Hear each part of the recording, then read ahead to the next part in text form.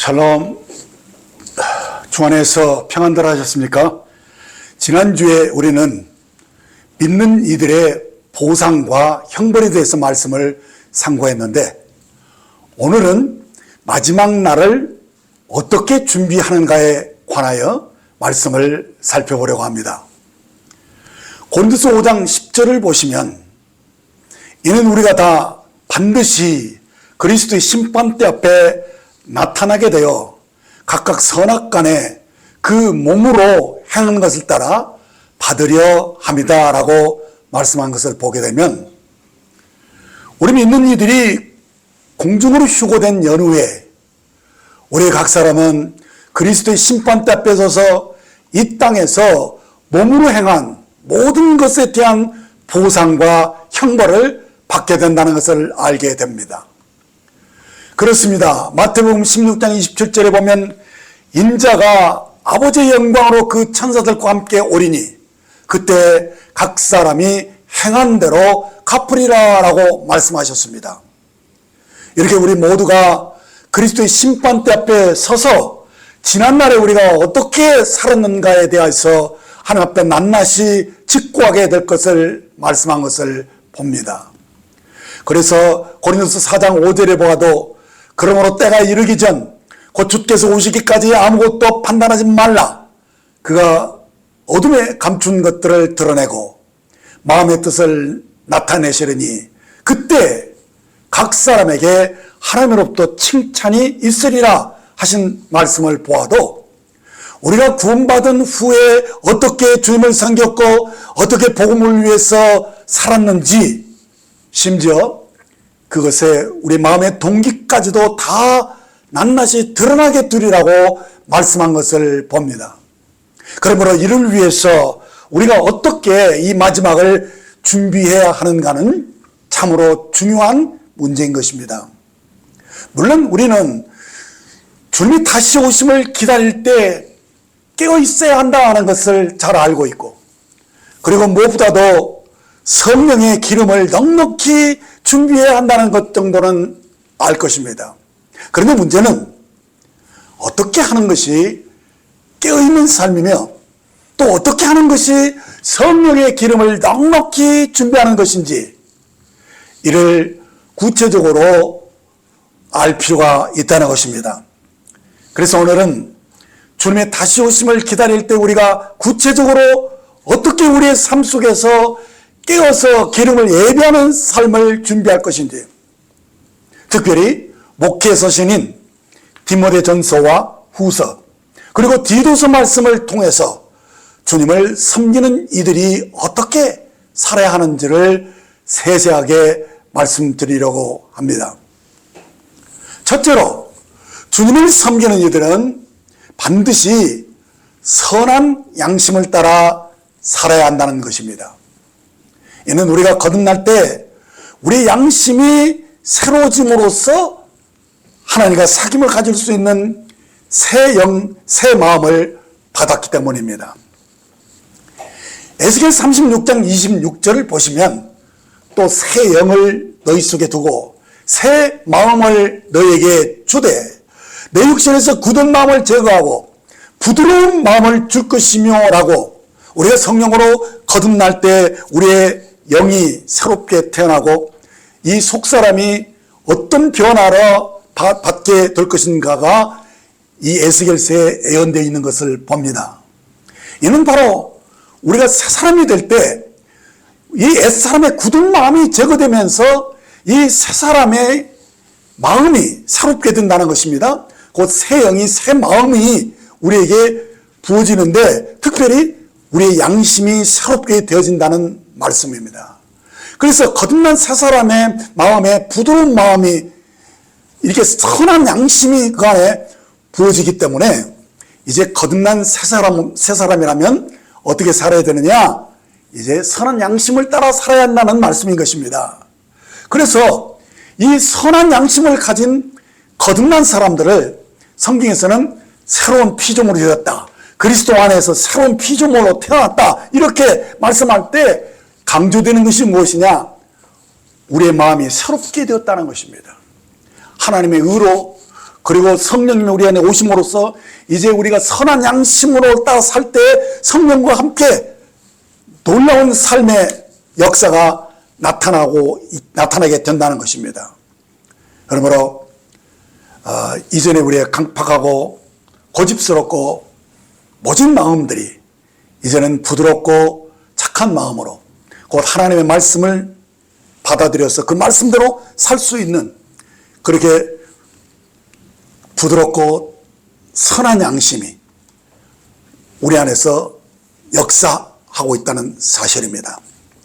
그러므로 거듭난 사람들은 곧 새 피조물이라는 사실을 인식하고 나가 선한 양심을 따라서 이제 하나님을 섬길 수 있는 사람이 되었음을 말씀하는 것입니다. 디모데후서 1장 5절로 7절을 보시면 이 교훈의 목적은 청결한 마음과 선한 양심과 거짓이 없는 믿음에서 나오는 사랑이거늘 사람들이 이에서 벗어나 헛된 말에 빠져 율법의 선생이 되려 하나 자기의 말하는 것이나 자기가 확증하는 것도 깨닫지 못하는도다 라고 말씀한 것을 보게 되면 사도들이 전한 복음의 핵심은 우리가 새 마음으로 거듭났다, 우리가 새 영으로 이제는 살게 되었다라는 사실에 있다는 것입니다. 그래서 이 선한 양심으로 곧 새 영으로 살아가는 것, 이것이 바로 복음의 핵심이라는 사실을 여러분들이 잊어서는 안 됩니다. 이 가르침에서 벗어나게 되면 헛된 말에 빠져서 율법적인 종교인으로 전락하기 쉽다는 것입니다. 그러므로 우리가 늘 간직하고 중요하게 얘기하는 진리는 무엇이냐? 우리가 거듭나서 이제 우리가 새로운 피조물이 되었다는 것입니다. 그래서 이제 하나님과의 바른 관계 속에서 이제는 하나님과의 그 사귐이 선한 양심과 거짓 없는 믿음에서 이 사랑이 흘러나오는 그 주님과의 이 사귐을 우리들이 귀하게 여기고, 그러기 위해서 우리들이 이 새 영으로 부드러운 이 선한 양심으로 우리가 예민하게 주님의 인도하심을 받아서 청결하게 살아야 된다는 말씀입니다. 여기서 벗어나면 우리가 헛된 말에 빠져서 우리의 믿음이 파손되기 쉽다라고 말씀하고 있습니다. 그래서 이어지는 19절을 보면 믿음과 착한 양심을 가지라. 어떤 이들은 이 양심을 버렸고 그 믿음에 관하여는 파손하였느니라라고 말씀한 것을 봅니다.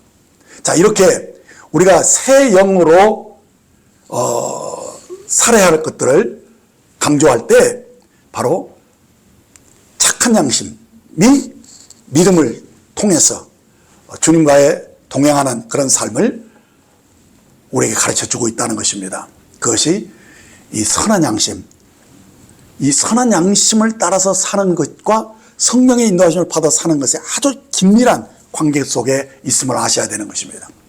3장 9절에 보면 깨끗한 양심에 믿음의 비밀을 가진 자라야 할지니 이에 이 사람들을 먼저 시험하여 보고 그 후에 책망할 것이 없으면 집사의 직분을 맡게 할 것이오라고 이 집사를 선정하는 데 있어서도 깨끗한 양심의 믿음의 비밀을 가져야 한다는 것을 강조하고 있는 것을 봅니다. 그만큼 우리가 주님과의 바른 관계를 우리가 맺고 주님의 인도하심을 받아 살기 위해서는 우리가 새 영으로 살아야 되는데 그 새 영이 우리가 선한 양심과 믿음으로 행할 때 그렇게 성령으로 사는 삶이 나타난다는 것을 말씀해 준 것입니다. 여러분, 왜 바울 사도가 우리에게 이런 선한 양심을 따라 살아야 하는 것을 강조하고 있는 것입니까? 그것은 마지막 날에 가까울수록 우리가 선한 양심을 가지고 사는 것이 매우 힘들어지는 세계가 온다는 것입니다. 디모데후서 3장 1절로 5절을 보면 너는 이것을 알라.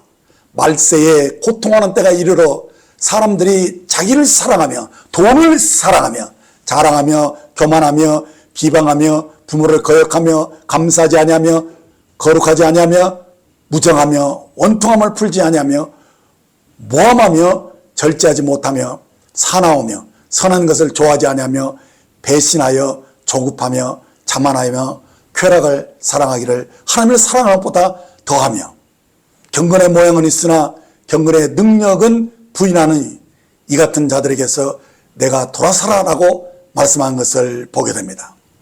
그렇습니다. 이 마지막 날이 가까울수록 하나님을 대적하는 온갖 종류의 죄악들이 만발해지고 또 하나님부터 멀리 떨어져 나갈 수 있는 그런 더러운 말과 죄악된 말들이 가중되기 때문에 이 사회의 불법이 흥행하고 또 하나님을 대적하는 악하고 어두운 일들이 많아질 것을 경고한 것입니다.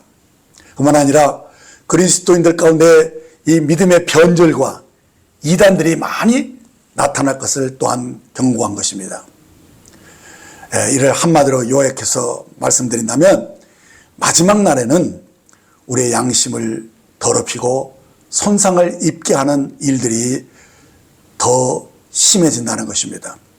그래서 하나님과 사람들 앞에서 이 선한 양심을 지키기가 매우 어려운 세대가 온다는 것입니다. 그래서 말세가 되면 사람들의 이 도덕적인 표준이 매우 낮아지고 많은 이들이 동정심과 정의감을 잃게 됨으로써 그저 다른 사람을 폭력으로 억압하고 하는 그것을 무슨 능력이나 되는 것처럼 자랑하고 이렇게 하는 참 우픈 그런 세상이 된다는 것이죠. 저는 요즘 뉴스에서 나오는 그 미국 대통령의 모습을 보면 정말 안타까운 마음이 듭니다. 야, 정말 이 세상이 말세가 되었구나. 한때는 세계 경찰국으로 정의와 평화를 앞장섰던 미국이 어떻게 저렇게 변절되어서 이기적인 아메리카 포스트를 외치는 그러한 악한 나라로 변절되어 가고 있는지 안타까운 마음이 듭니다. 그러므로 이 마지막 날을 준비하는 우리가 이 세대를 바로 분별하고 선한 양심을 따라 살아야 한다는 것을 강조하게 됩니다. 여기서 바울은 이 시대 사람들의 특징을 열거했습니다. 이들은 자기를 사랑하는 이들, 돈을 사랑하는 이들입니다. 이들은 자기 자신만에게 관심하고 다른 사람들에게 관심하지 않습니다. 그래서 이들은 육신에 속한 자들로서 이미 양심을 버린 삶을 사는 것입니다. 우리는 그렇게 살아서는 안 되죠. 그리스도인들은 다른 사람들을 섬기고 돕기를 힘써야 합니다. 우리는 의로운 일을 해야 할 뿐만 아니라 이것이 우리의 의무는 아니라 할지라도 선한 양심을 따라서 많은 선행을 베풀어야 합니다. 예를 들어 몸이 불편한 사람을 보면 우리는 최선을 다해서 그를 도와야 합니다. 이를 무시하는 것은 단순히 동정심을 저버리는 것만이 아니라 우리의 양심을 저버렸다라고 할 수가 있는 것입니다. 이는 하나님께 합당치 않은 것이고 또 믿음 안에서 옳지 않은 것이죠. 우리가 섬기는 주님은 어떤 분입니까? 가난하고 병든 자들을 구제하고 구원하는 그런 선한 일에 힘쓰셨던 분이 아닙니까? 그러므로 우리가 이를 외면하는 것은 그리스도 양심에 어긋나는 일이라는 것입니다.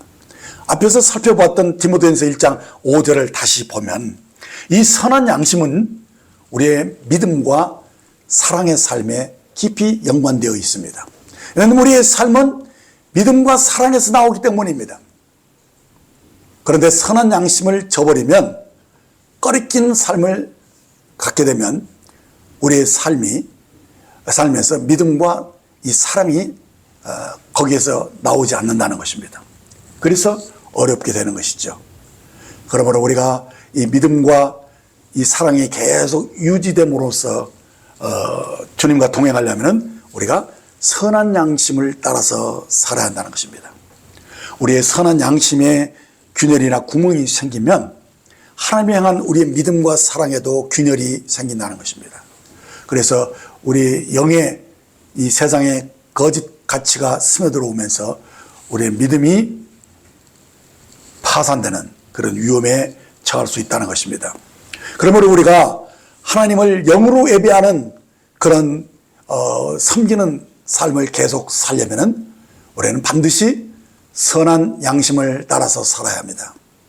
그러니까 주님을 섬기거나 하나님을 위해서 복음을 전하는 이들은 무엇보다도 양심에 꺼리끼는 일을 해서는 안 됩니다.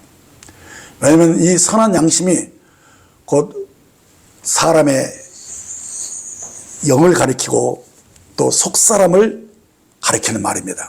그래서 이 선한 양심과 영으로 사는 것은 굉장히 밀접한 것입니다. 그래서 우리의 영이 이 손상이 되면 곧 우리의 양심이 파산된다는 것입니다. 그러니 우리 양심이 파산되게 되면 어떻게 되냐? 자연히 우리의 인성도 파괴된다는 것입니다.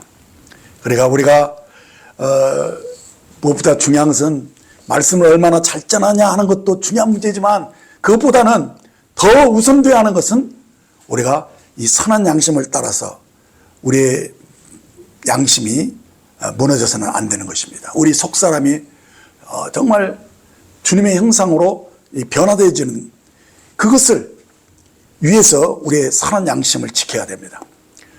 그래서 우리 인생의 최선의 목표가 무엇이냐? 우리 속사람이 그리스도 형상을 닮아가는 것에 두어야 하는 것이죠. 사랑하는 여러분, 이것을 꼭 기억하셔야 됩니다. 우리 양심에 거리낌이 있게 되면 결국 우리 인생이 손상된다는 것입니다. 그러므로 우리는 하나님 앞에서 그리고 모든 사람 앞에서 우리 양심에 대해서 떳떳함을 가지고 정말 정직하고 선한 사람으로 살아야 하는 것입니다. 이 악한 세대에서 이제 다시 오실 주님을 기다릴 때 우리는 이 선한 양심을 따라서 정말 주님처럼 주의 형상으로 나타날 수 있도록 우리 삶에 이런 선한 양심을 쫓아 살려고 하는 삶의 원칙을 정하셔야 하는 것입니다. 자, 이제 둘째로 연결되는 삶은 무엇이냐? 그러기 위해서 이 선한 양심을 쫓아 살기 위해서 우리에게 필요한 것이 있는데 그것은 뭐냐? 경건에 이르기를 위해서 자신을 훈련해야 한다는 것입니다. 디모데전서 4장 7절로 8절을 보면 망령되고 허탄한 신화를 버리고 경건에 이르도록 내 자신을 훈련하라 연단하라. 육체의 훈련은 약간의 유익이 있으나 경건은 범사에 유익하니 금생과 내생에 약속이 있느니라 라고 말씀합니다. 자, 여기서 경건은 헬라어로 유세베야인데 이는 하나님을 경외하고 두렵고 떨리는 마음을 가리키는 것입니다. 그러니까 하나님을 경외한다는 것은 하나님의 영광을 훼손할까 봐 결코 육체의 죄를 허용해서는 안 되는 것입니다. 그러므로 우리가 이렇게 하나님을 경외하는 그런 마음으로 정말 선한 양심을 쫓아서 계속 살려면 어떻게 해야 되느냐? 경건에 이르기를 연습해야 한다는 것입니다. 이것은 바로 하나님의 거룩한 성품에 참여하려고 하는, 그래서 우리를 통해서 하나님의 형상이 표현되어지는 그런 경건한 삶, 이것이 우리 속에서 자꾸 연습되어져야 한다는 것입니다. 왜냐하면 우리의 영은 거듭날 때 이미 온전하게 되었을지라도 우리의 혼은 세상에 많은 영향을 받게 됩니다. 그래서 이 세상을 자칫해서 본받게 되고 세상의 영향 속에서 우리 사고방식이 하나님을 떠나기 쉽다는 것입니다. 그래서 이 마지막 날이 가까울수록 우리의 도덕성은 하락하기 마련이니까 우리가 이 경건한 삶을 늘 이렇게 훈련하면서 하나님을 경외하는 마음을 늘 간직하려면은 우리들이 말씀을 쫓아서 우리 영의 요구대로 우리가 말씀과 일치한 삶을 살려고 하는 이 경건한 훈련이 우리에게 필요하다는 사실입니다. 그래서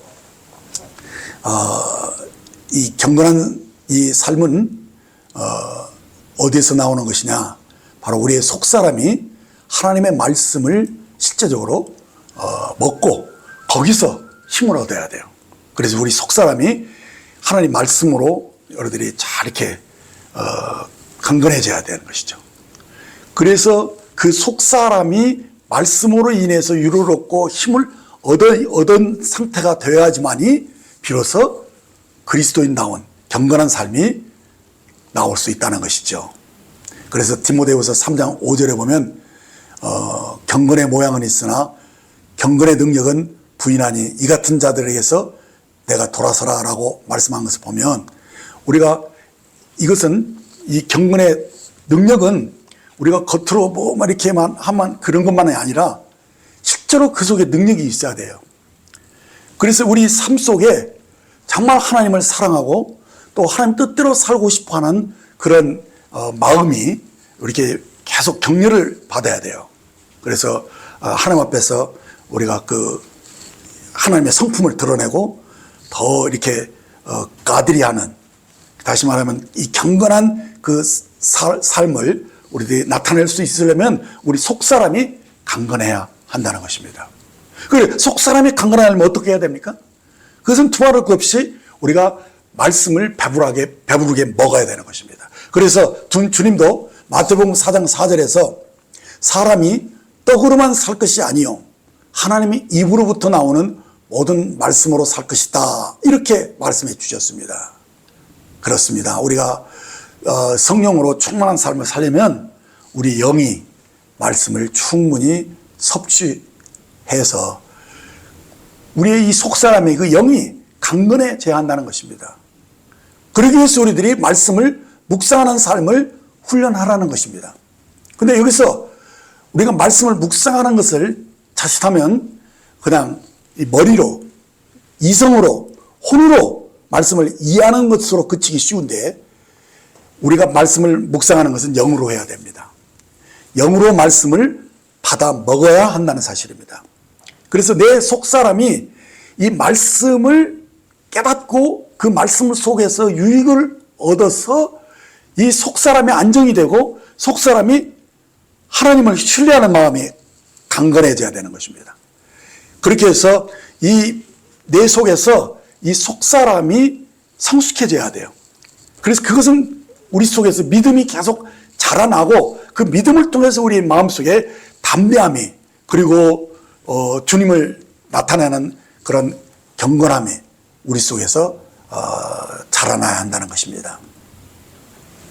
그러기 위해서 필요한 것이 바로 말씀 묵상인데, 이 말씀 묵상은 우리가 머리로 하는 것이 아니고 곧 혼으로 하는 것이 아니고 영으로 한다는 거예요. 그래서 영으로 말씀을 묵상하는 비결이 뭐냐? 말씀을 일단은 읽어야 하는데 눈으로만 읽지 말고 그것을 영으로 읽어야 됩니다. 영으로 읽는다는 것은 어떻게 해야 되느냐? 우리 속사람 깊은 것에서부터 깨달음을 가질 수 있도록 이렇게 말씀을 진지하게 기도로 읽는 것입니다. 그러면 거기서 이 하나님의 그 성령님이 외마의 말씀으로 이렇게 계시가 이렇게 주어집니다. 그래서 깨달음이 오면서 이 속사람이 이렇게 의식이 바뀝니다. 아, 그렇구나 하면서 깨달음이 오면서 그 영으로 하나님의 말씀을 믿게 되는 능력이 임합니다. 그래서 그 말씀을 통해서 힘을 얻고 그렇다라는 이 확신 속으로 들어가게 되면 그 믿음이 불가능한 것을 가능하게 만드는 강력한 힘으로 역사하는 것입니다. 그래서 이렇게 변화됩니다. 로마서 8장 4절에 보면 육신을 따르지 않고 그 영을 따라 행하는 우리에게 율법의 요구가 이루어지게 하려 하십니다라고 하신 이 말씀이 실제 삶 속에서 경험되어진다는 것입니다. 우리가 이 세상에서 이것저것 주워들은 이 생각이 육신의 생각으로 나옵니다. 근데 우리가 그것을 거절하고 육신의 생각으로 살지 않고 영으로, 곧 하나님의 말씀으로 감동을 받은 그 영이, 내가 말씀으로 유익을 얻은 그 영이 마음을 새롭게 해서 변화된 마음으로 살게 되면 어떤 놀라운 일이 일어나느냐? 율법이 무겁게 느껴지지 않아요. 그래서 율법이 요구하는 것을 그냥 쉽게 순종할 수 있고 그 말씀대로 살아가는데 굉장히 자연스럽게 된다는 것입니다. 이것이 바로 말씀 묵상을 통해서 내 생각이 이제는 하나님의 말씀과 일치된 생각으로 바뀌어지는 그런 훈련을 꾸준히 하게 되면 우리가 여기서 경건의 능력이 나타나게 되고 우리의 성품과 인격이 주님을 닮은 그런 경건한 삶이 우리 속에서 나타나지게 된다는 것입니다. 자, 그런데요, 세 번째로 그러한 삶을 성경에서 뭐라고 말하냐? 영원한 생명을 붙잡는 삶이다, 이렇게 말씀하는 거예요. 그러니까 경건의 능력을 가지고 살아가는 삶을 영원한 생명을 붙잡는 삶이다 라고 확대해서 말씀해 주는 것입니다. 디모데후서 6장 12절과 19절을 보시면 믿음의 선한 싸움을 싸우라, 영생을 취하라, 이를 위하여 내가 부르심을 받았고 많은 증인 앞에서 선한 증언을 하였도다. 이것이 장래에 자기를 위하여 좋은 틀을 쌓아 참된 생명을 취하는 것이다 라고 말씀해 줍니다. 그렇습니다. 영원한 생명을 붙잡는 것은 그리스도와 끊임없는 이 사귐 속에서, 이 교통 속에서 이제 우리의 이 속사람이 영원한 생명으로 나타나는 것입니다. 그래서 이 마지막 날에 우리가 이 선한 양심을 따라서 우리의 생활이 이 경건한 삶이 계속 성장해 나가려면 우리 삶이 어떻게 되느냐? 바로 영생을 취하는 삶으로 연결되어야 한다는 것입니다. 여러분, 영생이 무엇입니까? 요한복음 10장 3절에 보면 영생은 곧 유일하신 참 하나님과 그가 보내신 자 예수 그리스도를 아는 것이다 라고 말씀해 주었죠.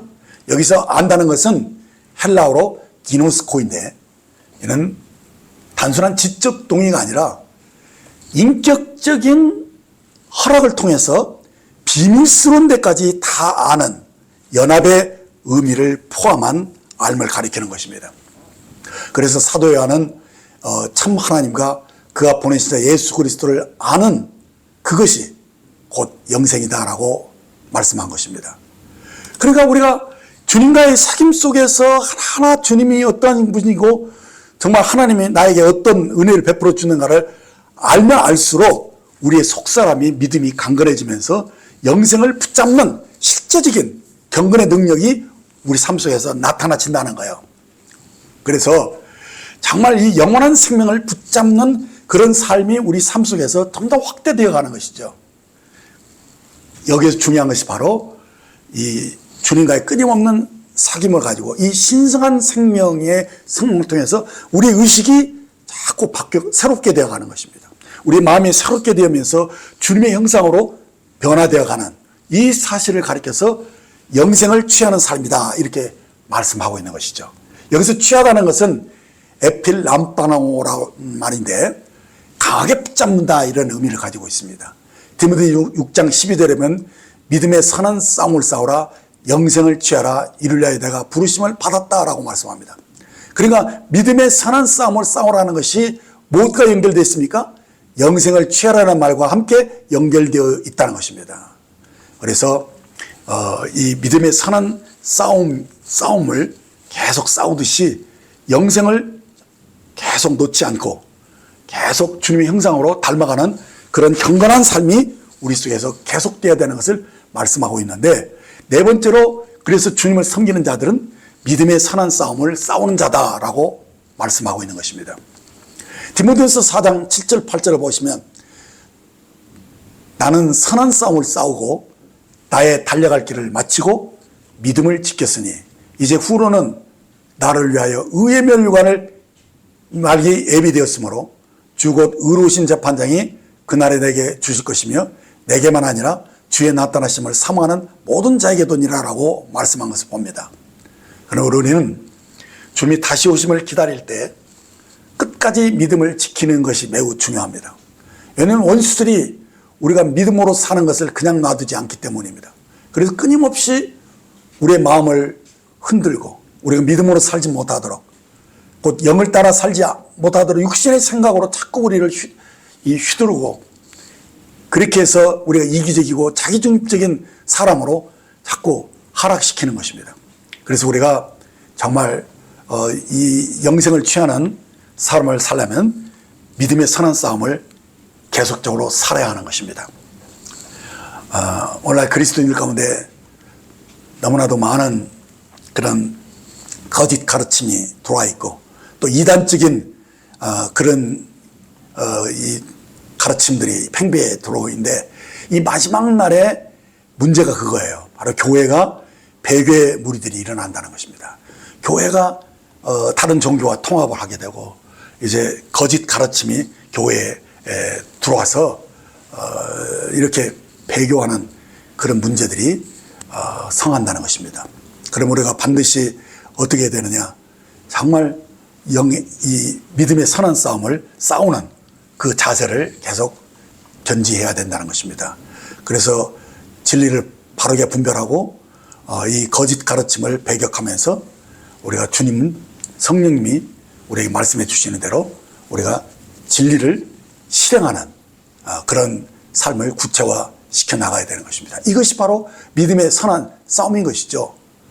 그래서 이 잘못된 가르침 이런 것들을 딱 거절하고 우리가 늘 빛 가운데서 이 하나님의 말씀을 쫓아서 생명으로 사는 이것을 여러분들이 늘 견지하듯, 그래서 믿음의 선한 싸움을 끝까지 붙잡고 싸워서 이기는 사람들이 되셔야 한다는 사실입니다.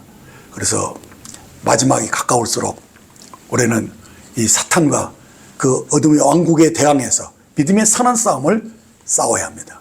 그래서 이 싸움에 우리가 반드시 이기는 자들이 되셔야 합니다. 그러기 위해서 우리가 하나님께 계속 쓰임을 받고 깨끗한 그릇으로 준비되지는 그것이 중요한 것이죠. 그래서 다섯 번째로 우리는 반드시 하나님의 쓸모있는 그런 귀한 그릇이 되기 위해서, 그릇으로 준비되기 위해서 자신을 깨끗한 삶을 유지해야 한다는 것입니다. 디모데후서 2장 20절과 21절을 보면 큰 집에는 금그릇과 은그릇뿐 아니라 나무그릇과 질그릇도 있어 귀하게 쓰는 것도 있고 천하게 쓰는 것도 있나니 그러므로 누구든지 이런 것에서 자기를 깨끗하게 하면 귀히 쓰는 그릇이 되어 거룩하고 주인의 쓰심에 합당하며 모든 선한 일에 준비함이 되리라 라고 말씀하신 것입니다. 자, 이 그릇 비유는요, 우리가 하나님께 쓰임을 받는 사람은 누구인가라고 우리에게 보여주고 있죠. 여기서 나무그릇, 질그릇이 이렇게 나오는데 이것은 육체의 일을 상징하는 것이라면 금과 은그릇은 신성한 본성으로 하나님께 쓰임을 받는 사람들을 가리키는 것입니다.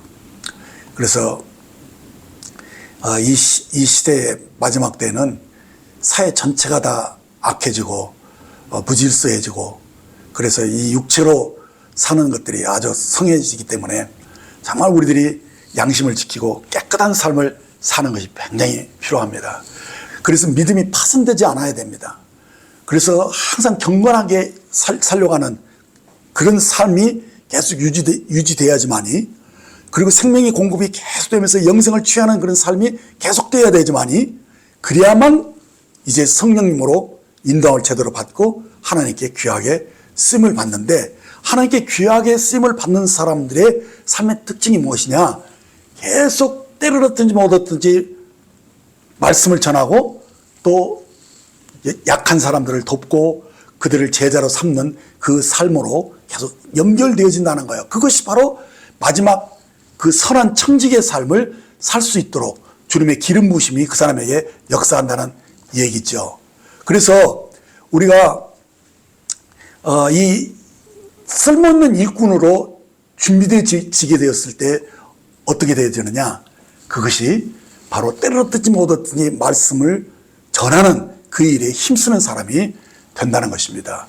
그래서 여섯 번째로 디모데후서 4장 2절에 보면 너는 말씀을 전파하라. 때를 얻든지 못 얻든지 항상 힘쓰라. 범사의 오래 참음과 가르침으로 경책하며 경계하며 권하라. 이렇게 하는 말씀이 연결되어집니다.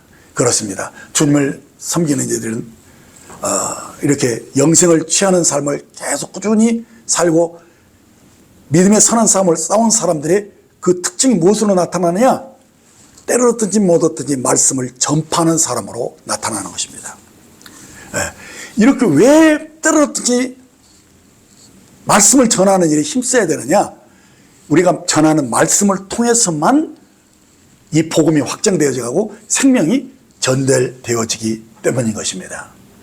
그래서 요한복음 20장에 보면 부활하신 주님이 제자들 앞에 나타나서 그 못자국 난 손과 옆구리에 그 산자국을 보여주면서 너에게 평강이 있을지어다 하시고, 아버지께서 나를 보내신 것 같이 나도 너희를 보내노라 하시면서 그때 결정적으로 주님이 뭘 말씀하셨느냐?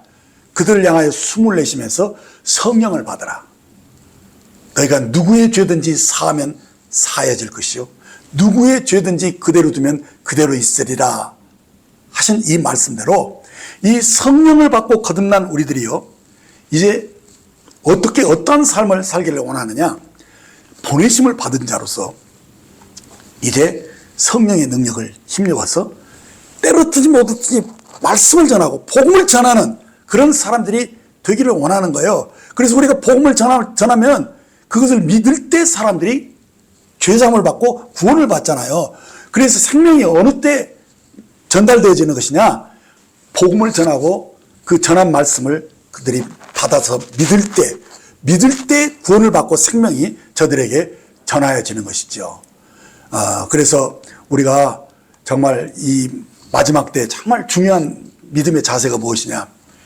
정말 이 복음을 위해서, 주와 복음을 위해서 우리들이 때려뜨지 못했든지 말씀을 전하는 일에 힘쓰는 사람이 되어야 한다는 것입니다. 로마서 4장 17절의 말씀 보면 그가 믿은 바 하나님은 죽은 자를 살리시며 없는 것을 있는 것 같이 부르시는 이시다라고 말씀한 대로 우리가 이 말씀을 믿을진데 이 믿음을 가지고 우리가 어떻게 해야 되느냐? 내가 전하는 이 말씀을 통해서 하나님은 죽은 자를 살릴 수 있고 또 없는 것을 있는 것 같이도 부르실 수 있는 능력이 나타난다는 것을 믿어야 하는 것입니다. 그래서 우리가 영생을 소유한 자라면 이 말씀 전하는 일에 힘써야 됩니다. 내가 말씀을 전할 때 그 말씀을 받으면 그 사람이 구원을 받지 않습니까? 또 우리가 이 믿음을 가지고 없는 것을 있는 것처럼 부르는 그 믿음을 구사하는 사람으로 성장해야 됩니다. 그래서 우리들이 이 믿음을 사람들에게 알게 하고 이 믿음을 통해서 구원받고 믿음을 통해서 변화된 삶을 살 수 있도록 돕는, 제자를 삼는 그런 삶이 우리 속에서 나타나지는 것, 이것이 마지막을 준비하는 그런 사람의 전형적인 삶이라는 것입니다. 이제 마지막 7번째로 주님을 섬기는 일이 중요한 것은 반드시 주님의 나타나심을 사모하는 그런 사람으로 나타나야 한다는 것입니다. 디도서 2장 13절 14절을 보면 복스러운 소망과 우리의 크신 하나님 구주 예수 그리스도의 영광이 나타나심을 기다리게 하셨으니 그가 우리를 대신하여 자신을 주심은 모든 불법에서 우리를 속량하시고 우리를 깨끗하게 하사 선한 일을 열심히 하는 자기 백성이 되게 하려 하십니다라고 말씀해 주었습니다. 그렇습니다. 이 바울은 그의 삶과 사역 속에서 주님의 나타나심을 사모하는 그런 삶을 꾸준히 살았습니다. 그래서 주님의 나타나심을 사모하는 삶을 살았기 때문에 그런 놀라운 복음과 또 복음을 통해서 사람들이 태어나고 교회가 세워지는 그런 놀라운 일들이 있을 수 있었던 것입니다. 그렇습니다. 정말 사도 바울이 우리에게 부탁하는 것은 다른 것이 아닙니다. 그 믿음의 아들 디모데에게 이렇게 말씀하셨습니다. 디모데서 4장 1절과 2절과 5절을 보면 하나님 앞과 살아있는 자와 죽은 자를 심판하실 그리스도 예수 앞에서 그가 나타나실 것과 그의 나라를 두고 엄히 명하노니 너는 말씀을 전파하라. 때를 얻든지 못 얻든지 항상 힘쓰라. 범사에 오래 참음과 가르침으로 경책하며 경계하며 권하라. 그러나 너는 모든 일에 신중하여 고난을 받으며 전도자의 일을 하며 내 직무를 다하라 라고 부탁했던 것입니다. 그렇습니다. 이것이 바로 이제 마지막 날을 준비하는 삶의 전형적인 삶의 모습인 것입니다. 정말 주님 오심을 기다리면서 우리가 바로 이런 삶을 우리 삶 속에서 계속 구사해야 됩니다. 그게 그것을 제가 7가지로 이렇게 단계적으로 이렇게 쭉 엮어서 말씀을 오늘 전했는데, 한번 이 7가지 것을 마음에 여러분들 참 정리해보고 내가 이런 삶을 살아야 되겠다라고 여러분들이 결단하는 시간을 가졌으면 좋겠습니다. 그래서 첫째는 선한 양심을 따라 살으라고 그랬죠. 이것이 맨 앞에 나와 있는 것은, 이것은 내가 거듭났기 때문에 내가 새로운 피조물로서의 그 깨끗하고 참된 그 마음으로 이것을 귀하게 여기면서 이 선한 양심을 쫓아 사는 것이 바로 성령을 쫓아 사는 것이고, 그것이 바로 경건하게 사는 삶을 훈련하는 첩경이라는 것을 제가 말씀을 드렸던 것입니다. 그리고 그래서 이 경건한 삶을 살려고 여러분들이 부단히 이렇게 말씀을 상고하고, 이 말씀이 이 속사람을 강건하게 만들어 주면서 그 속에 이 속사람이 강건해지는 성령으로 이 충만해지는 그런 삶을 구가하는 것이 뭐냐? 그것이 바로 영원한 생명을 붙잡는 것이다 라고 연결시켜 말씀했죠. 예, 그렇습니다. 바로 이 영원한 생명을 붙잡으면서 내 속사람이 계속 주님의 형상을 닮아가는 그런 삶을 살기 위해서 우리는 깨어서 믿음의 선한 싸움을 계속 싸워야 되는 것입니다. 그렇게 할 때 자기를 지킬 뿐만 아니라 또 이 속사람이 점점 주님을 닮아가면서 주님의 마음을 알고 주님의 쓰임에 합당한 사람으로 준비되어 간다는 것입니다. 그래서 이 속사람이 이렇게 강건해져서 늘 깨어서 주님의 음성을 듣고 주님과 함께 이렇게 동행하는 사람의 특징이 무엇으로 나타나느냐? 바로 때를 얻든지 못 얻든지 항상 말씀을 전하는 일에 신경 쓰는 그러한 권세 있는 삶을 산다는 것입니다. 바로 이 삶의 모습이 바로 주님의 나타나심을 사모하는 그런 삶이라는 것을 말씀드린 것입니다. 자, 이렇게 이 7가지 이 삶의 원칙을 여러분들 쭉 연결해서 우리 여러분들의 삶을 좀 점검해 보면 이것이 무엇이냐? 늘 주님의 임재를 잃지 않고 주님과 동행하는, 깨어서 기름을 준비하는 그런 삶이 된다는 사실입니다. 그래서 이 7가지 이 삶을 실행함으로써 우리는 주님께 오시는 그날까지 주님의 임재를 누리고 또 하나님의 집인 교회 안에서 어떻게 처신해야 할 것들을 하나하나 여러분들이 알아가면서 정말 주님의 마음에 합한 사람으로 나타나시기를 바랍니다. 다시 제가 결론적으로 말씀을 드리고 싶은 것은, 우리가 주님 오시는 날 착하고 충성된 종이라고 인정을 받고 또 주인의 즐거움에 참여할 수 있는 그러한 충성된 종이 되라고 당부하고 싶은 것입니다. 여러분, 이 충성된 이 종은 주님이 오시는 날 이제 주님과 함께 이 다스리는 그 삶을 살게 될 것입니다. 그래서 이 달란트 비유에서 이 한 달란트를 그냥 땅에다 숨겨준 사람을 어떻게 여기서 말합니까? 무익한 종이다 말했고, 악하고 게으른 종이라고 하면서 바깥 어둠 속에 던져집니다. 그래서 그들이 슬피 울며 이를 가는 장면들을 우리에게 보여주셨는데, 이게 무슨 말입니까? 이게 어둠으로 쫓겨나갔다는 것을 우리가 뭐 지옥에 갔다 이렇게 말하지는 않습니다. 이것은 우리들이 구원받은 이후에 어떻게 살았느냐에 대한 보상과 징벌을 말씀한 것이기 때문에 구원과 관계는 없었지만은 우리가 어떻게 살았느냐에 대한 것을 확실하게 주님이 따지고 결산한다는 사실을 잊어서는 안 되는 것입니다. 그래서 구원받은 이후에 우리가 어떻게 살았는지를 우리들이 주의해야 된다는 것입니다.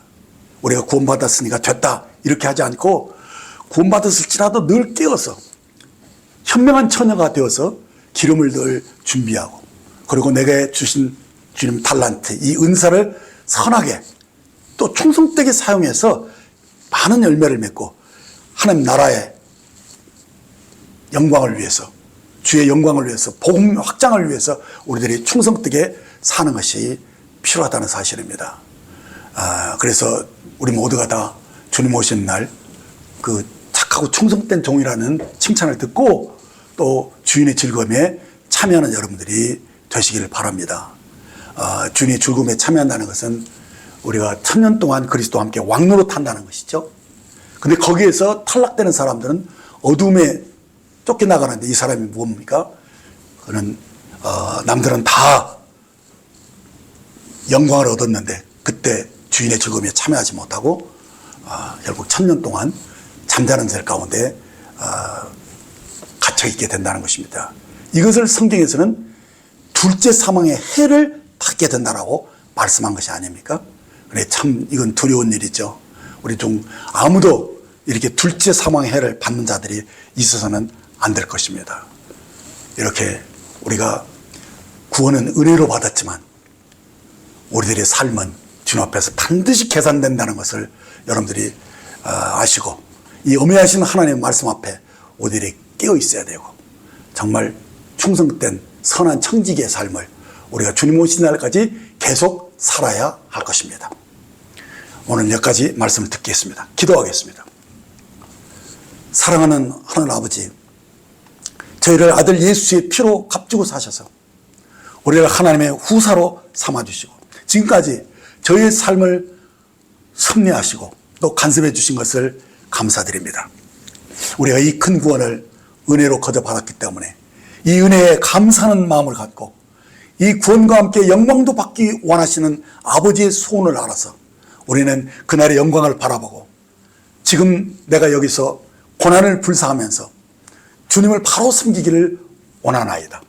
저희를 그리스도 안에서 새로운 피조물이 되게 하셨사오니 저희에게 주신 이 새 영, 새 마음, 곧 새 피조물로서의 그 선한 양심을 우리들이 귀하게 여기게 하시고 우리가 이 선한 양심을 더럽히지 않고 선한 양심을 따라서 성령으로 주님과 동행하는 그런 아버지 거짓없는 믿음에서 나오는 그 사랑을 우리들이 귀하게 여기는 사람들이 되기를 원합니다.